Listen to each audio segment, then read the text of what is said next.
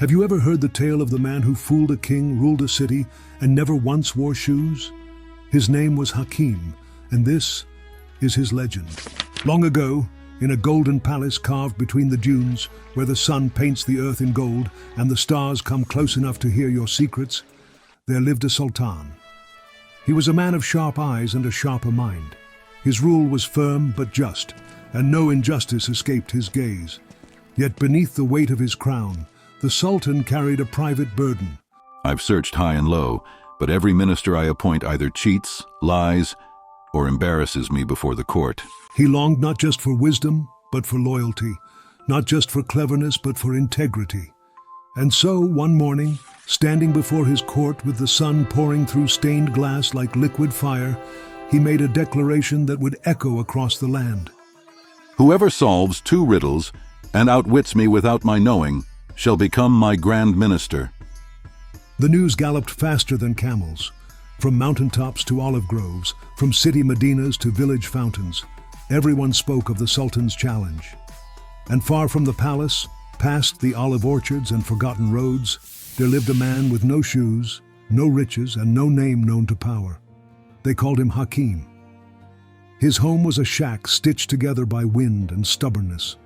His cloak was more whole than fabric. But his mind?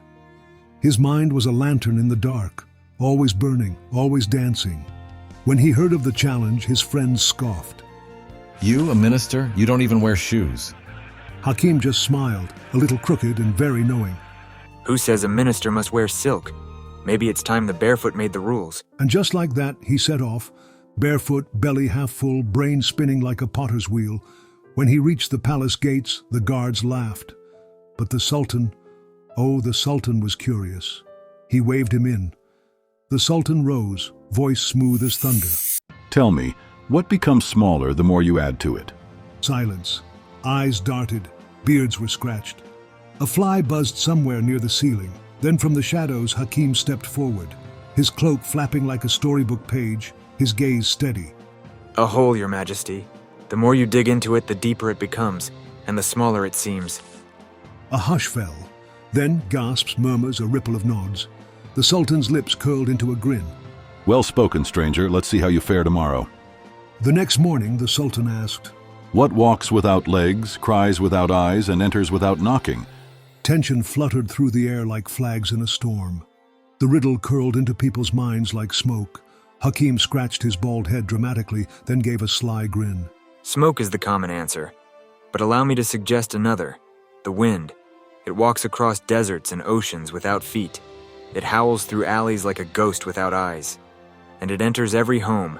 No knock, no courtesy, no pause. The Sultan leaned back, hand stroking his beard. A poetic answer, wiser than most would dare. Hakim bowed, eyes gleaming. Riddles deserve answers with a soul.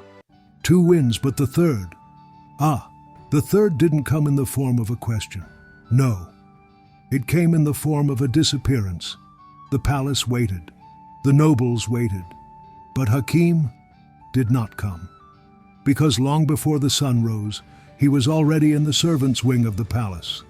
With a wink and a coin slipped into a sleepy hand, he borrowed the Sultan's robe, a majestic river of silk and scent.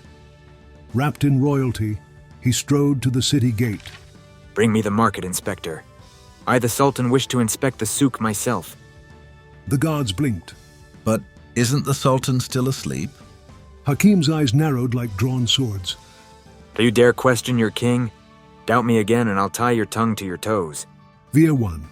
The gates opened, and Hakim, dressed as a king, paraded through the market declaring absurd new laws. From now on, all plates must be worn on the head. Spoons must dangle from every wrist, and every man, woman, and child shall shout, Long live Sultan Hakim. The city obeyed. Then, before the dust could settle, Hakim vanished into the alleys, shed the silk, and returned to the palace in his tattered cloak, just in time for the final challenge. At court, the Sultan's gaze was stern. Well, have you outwitted me, or will you admit defeat? Hakim bowed deeply, then looked up with mischief dancing in his eyes. Outwitted you? Majesty, I was you. This morning I walked your streets in your robe. I issued royal decrees, they obeyed, they cheered. While you were still dreaming in silk, I was ruling your people. The Sultan's eyes widened. He summoned the guards, questioned the market folk. Every word rang true. Then, laughter. A deep, delighted bellyful of laughter. By God, it took a barefoot trickster to teach me how to wear my crown better. You've passed every test. The Grand Minister's seat is yours. And so, Hakim rose. But he never changed. He wore no gold. He refused bribes. He ruled not with a rod, but with wit. Children gathered just to hear him speak. Elders nodded at his wisdom. Even palace cats seemed to sit straighter when he passed. And the Sultan? He often said, "It took a poor man with nothing to teach me how to rule everything." The moral of the story? True wisdom needs no title. Real power whispers, it doesn't shout. And sometimes power isn't in crowns or coins. It's in cleverness, courage, and knowing when to speak and when to smile.